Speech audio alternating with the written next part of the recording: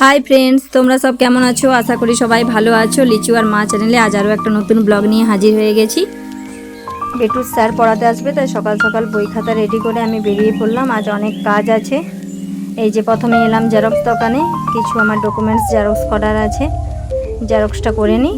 জেরক্সটা করার পর একটা মিটিং আছে, সেখানে যেতে হবে। এই যে আজকে দুপুরের মেনু, কিন্তু আমি ভাত খেয়েই গিয়েছিলাম, তাই আজ আর ভাত খাবো না। এসে আমি এই সবজি দিয়ে আর রুটি খাবো। এই যে খেতে বসলাম, খাচ্ছি।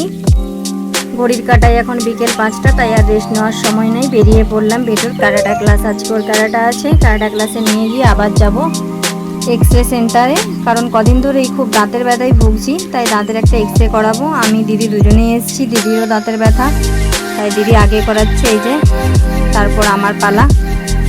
খুব লাগছিল এক্সরেটা করতে, তাই ব্যথা পাচ্ছিলাম। এক্সরে করে বেরিয়ে পড়লাম। এবারে যাবো একটু মিষ্টি দোকান, একটু পনির নেবো। মিষ্টির দোকান পৌঁছে গেলাম। এই যে পনির নেওয়া হয়ে গেছে আমার, পনির নিয়ে বেরিয়ে পড়লাম। এসে দেখছি বাড়িতে ফুচকা হচ্ছে। ও, আমি কি খুশি দেখে। এই যে ফুচকার আলু মাখা চলছে, তেঁতুল জলও রেডি। এবার জমিয়ে ফুচকা খাবো। এই যে বাটি হাতে বসে গেছে বেটু, ফুচকা খাওয়ার জন্য রেডি। ওর মাসিমণি দিচ্ছে, ও খাবে এবার।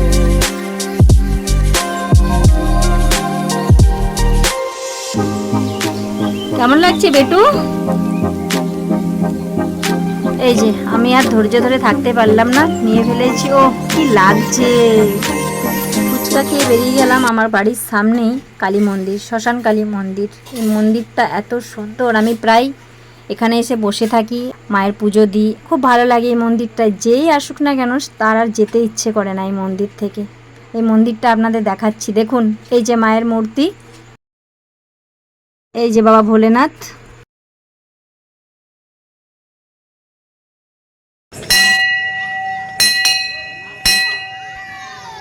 এই যে হনুমানের মন্দির,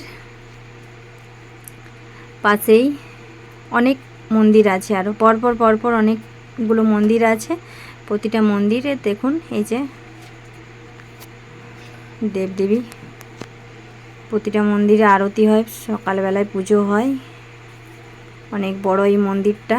কোনোদিন যদি আসেন, অবশ্যই এই মন্দির দেখে যাবেন। এই যে এই গাছটা পুরো জবা ফুলে বাঁধা। এই যে পাশেই একটা বড় শেড, এখানে অমাবস্যা পুজোতে খিচুড়ি খাওয়ানো হয়। আর এই যে পুরো মন্দিরটা।